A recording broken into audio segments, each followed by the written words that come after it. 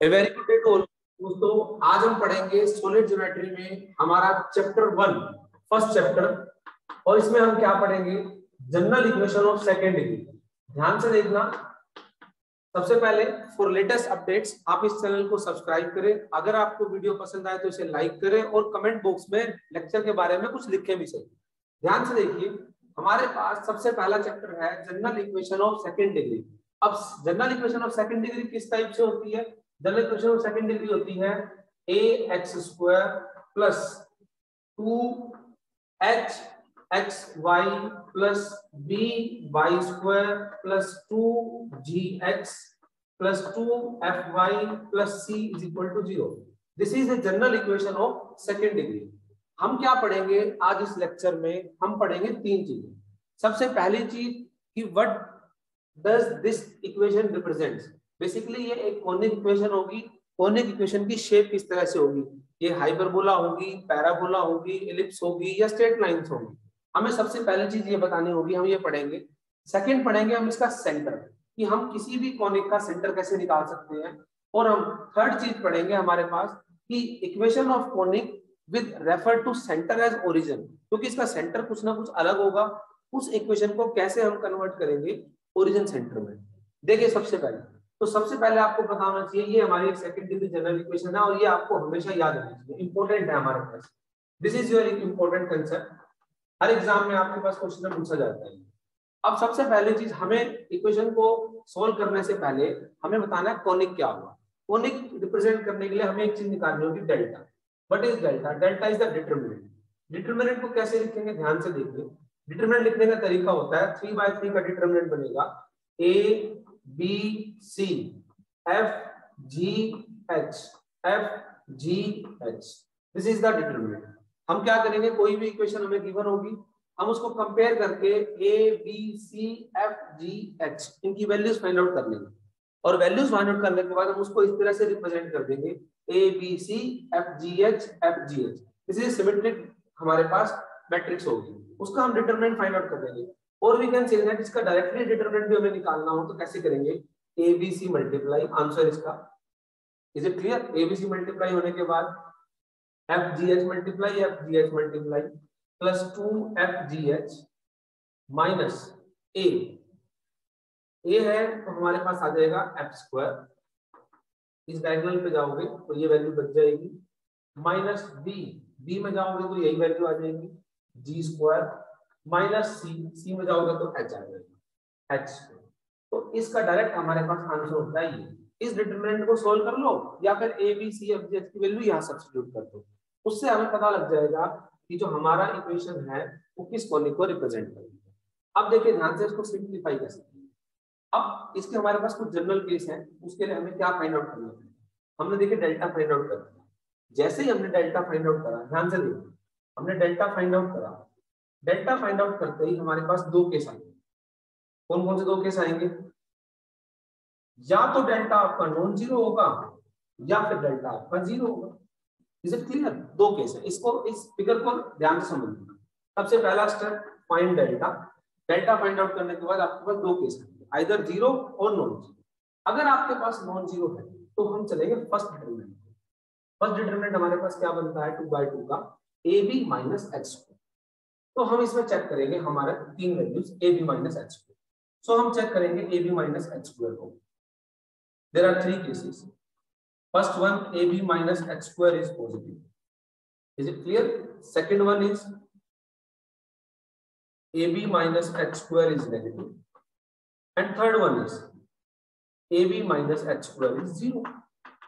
हमारे पास ये केस आ गया।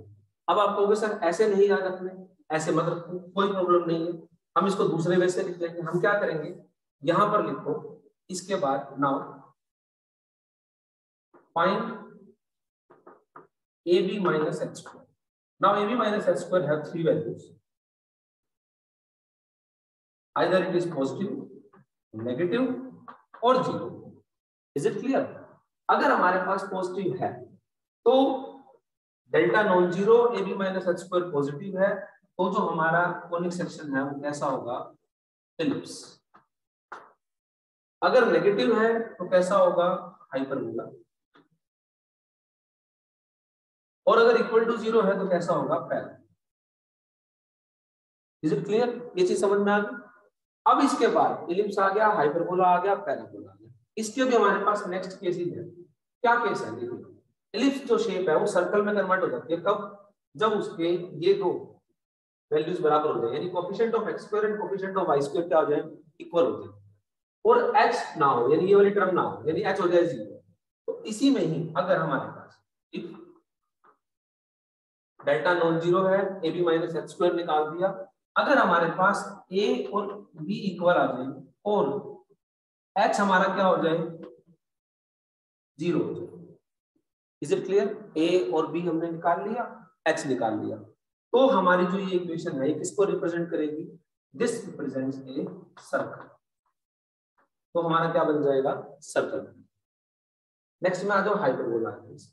कहता है ये हमारे पास नेगेटिव है, नेगेटिव केस में इट्स ऑब्वियस हाइपरबोला है, बिल्कुल है। लेकिन ये हाइपरबोला भी हमारा एक नेक्स्ट केस बनता है जिसको हम बोलते हैं रेक्टेंगुलर हाइपरबोला। कहता है इफ इसी में ही आती a प्लस बी 0 हो जाए। अब आप इसको ध्यान समझना, इसको a प्लस बी याद नहीं रखना, इसको याद रखना है coefficient of x square plus coefficient of y square. Coefficient of x square हो गया a, coefficient of y square हो गया b। अगर coefficient of x square plus coefficient of y square 0 हो जाए तो जो ये हमारा हाइपरबोला है ये बन जाता है rectangular hyperbola. This represents A rectangular hyperbola, और ये हमारा पैराबोला है, ये सिंपल। अब आ जाओ इक्वल टू 0। अगर हमारे पास डेल्टा 0 है, डेल्टा 0 वाले निकालना हमने अभी भी वही है, क्या, A B minus H square निकालो। A B minus H square निकाला, point A B minus H square.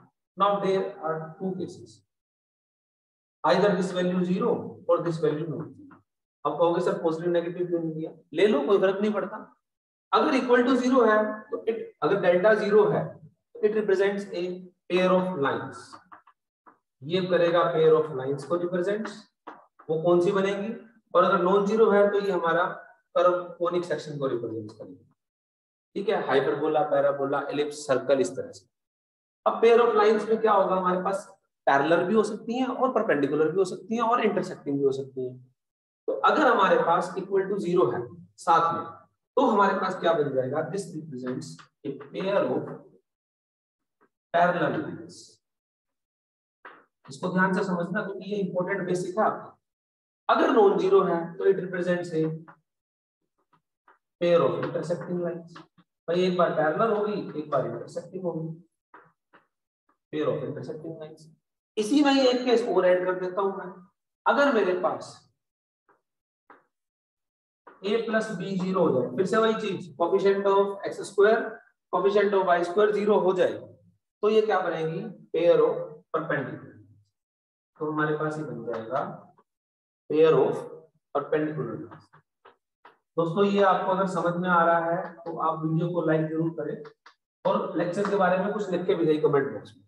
तो मैं इसको फिर से रिपीट कर देता हूं। ये हमारा फर्स्ट कांसेप्ट क्लियर होगा कि कोई भी कर्व किस कोनिक को रिप्रेजेंट कर रही है। सबसे पहले डेल्टा निकालो, देयर आर टू केसेस, 0 और नॉन जीरो। 0 और नॉन जीरो आते हैं, ab माइनस h स्क्वायर निकालो, again there are two cases, 0 और नॉन जीरो। लेकिन नॉन जीरो में फिर दो केस बन जाएंगे, पॉजिटिव और नेगेटिव। पॉजिटिव है तो इलिप्स, नेगेटिव है तो हाइपरबोला, 0 है तो पैराबोला। इसका स्पेशल केस, अगर coefficient of x square coefficient of y square equal हो जाए और x y कोएफिशिएंट 0 हो जाए तो circle. Coefficient of x square plus coefficient of y square का सम 0 हो जाए तो rectangular hyperbola.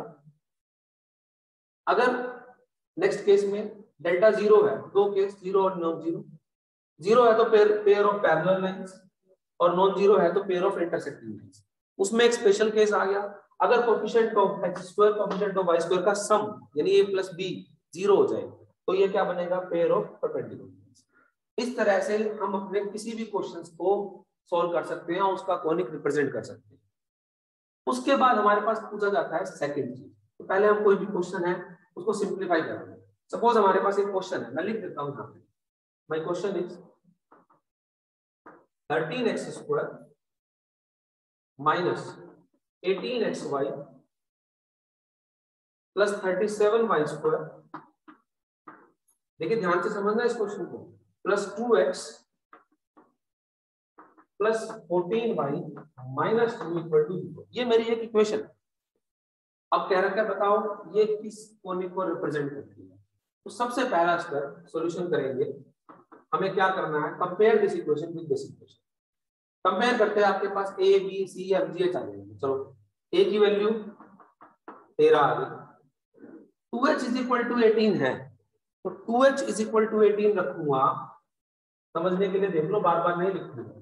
2h is equal to minus 18 रखूंगा, h is equal to minus 9, तो डायरेक्टली वैल्यू दूंगा यहाँ पे h is equal to minus 9। अगला b है, b is equal to 37।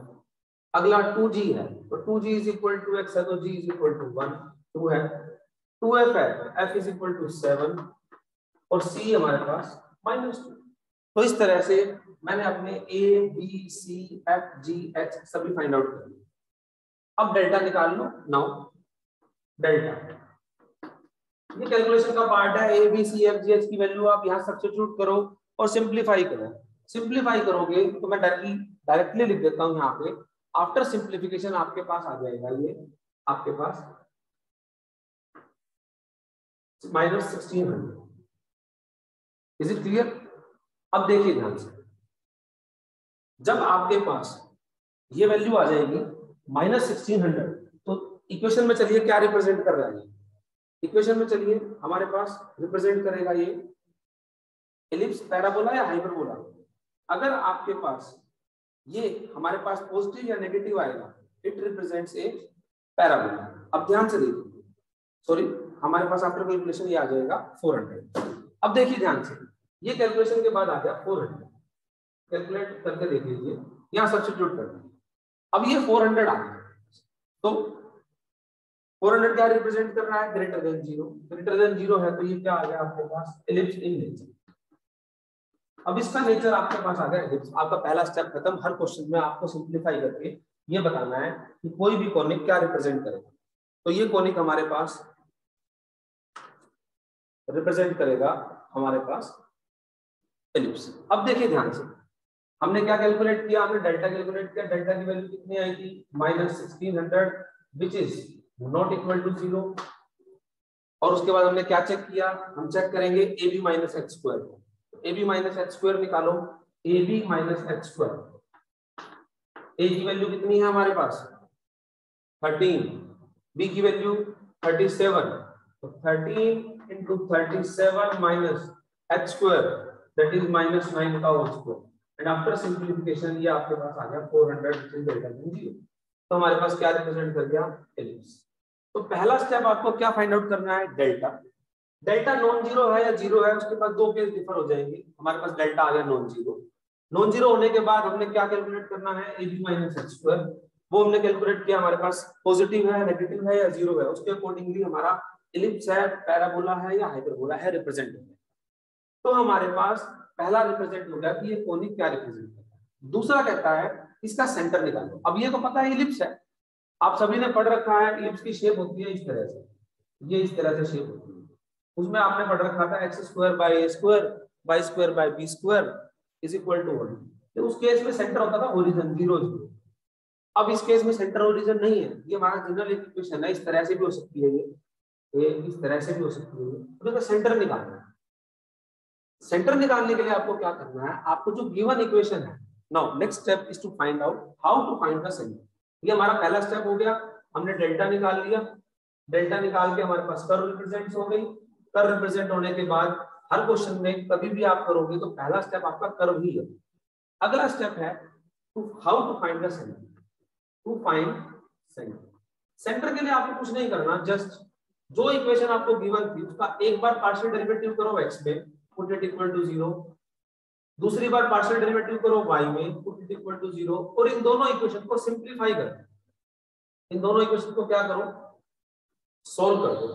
Solve करते ही आपके पास x की और y की वैल्यूज आ जाएंगी। जो वैल्यूज आ गई वही मेरा क्या होगा, सेंटर हो जाएगा। चलो करके देखते हैं। ये इक्वेशन है मेरा, x में इसका पार्शियल डेरिवेटिव करो। अब पार्शियल डेरिवेटिव का मतलब ध्यान से समझना, पार्शियल डेरिवेटिव का मतलब होता है x वाले का derivative y treat as constant. तो करो डेरिवेटिव, 13 into 2 26x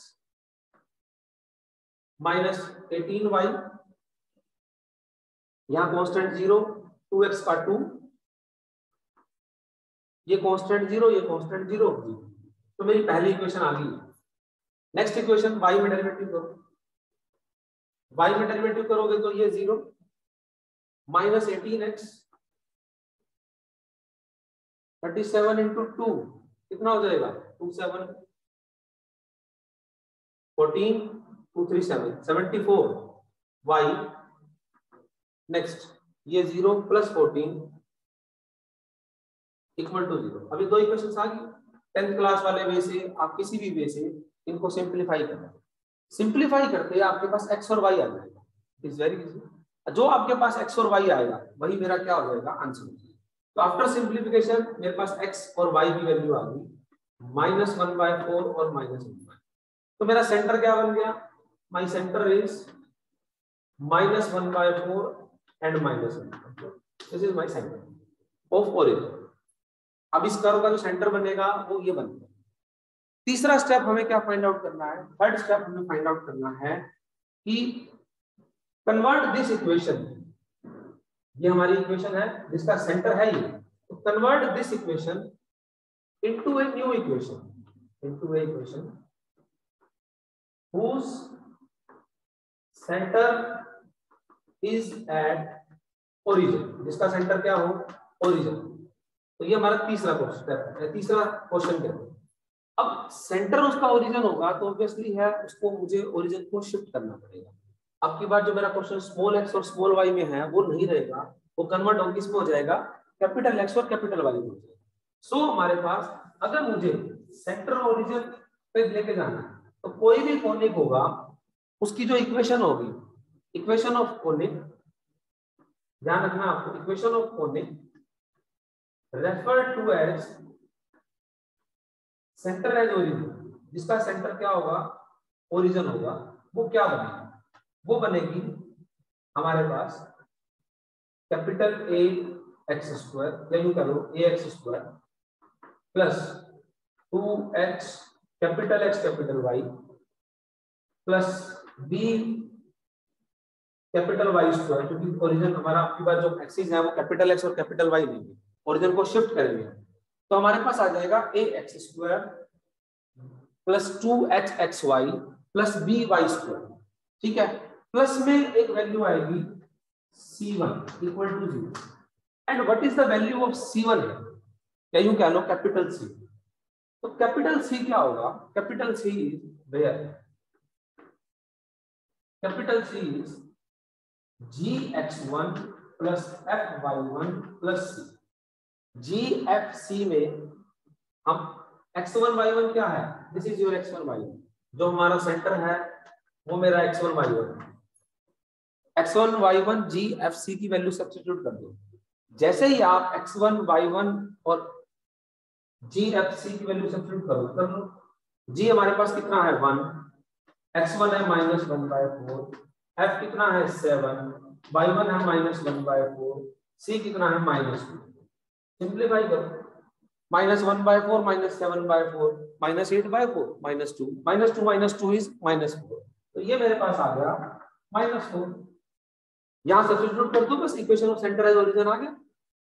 कैसे आएगा centre as origin, simply simplify करके, जस्ट a की वैल्यू कितनी है, a की वैल्यू 13, तो 13x स्क्वायर 2h की वैल्यू आ जाएगी -18 again -18 capital X capital Y। Is it clear. b की वैल्यू 37 तो 37 और c की value -4। Now this is the equation whose center is at origin, और this is the equation whose center is at -1/4 -1/4। मैं फिर से सारी प्रोसेस को रिपीट करता हूँ, इंपॉर्टेंट लेक्चर है इसलिए थोड़ा सा बड़ा है। अगर कोई भी आपको इक्वेशन दे रखी हो तो आपको सबसे पहले ये टेबल ध्यान होनी चाहिए, this is an important table. कैसे करोगे, डेल्टा निकालो, जीरो है नॉन जीरो है, जीरो है तो पेयर ऑफ स्ट्रेट लाइंस में चला जाएगा, नॉन जीरो है तो हमारे कर्व्स आ जाएंगे। उसके बाद कैलकुलेट करो ab - h स्क्वायर, पॉजिटिव है तो इलिप्स, नेगेटिव है तो हाइपरबोला, इक्वल टू है तो पैराबोला। और उसमें स्पेशल केस सर्कल कब बनेगा, जब a b 0 हो जाए, a b इक्वल हो जाए, h 0 हो जाए।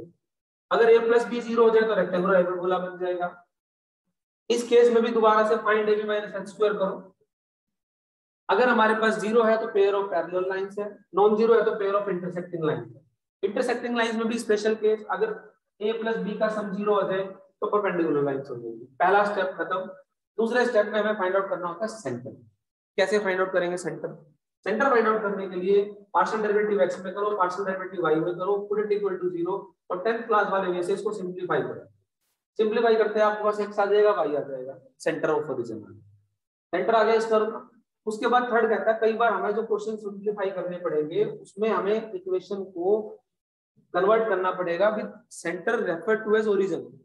तो इक्वेशन को कन्वर्ट करो centre refer to as origin में, एक नई इक्वेशन में। तो equation of conic refer to as centre as origin वो होती है हमारे पास ax square 2hxy by square plus c या c1।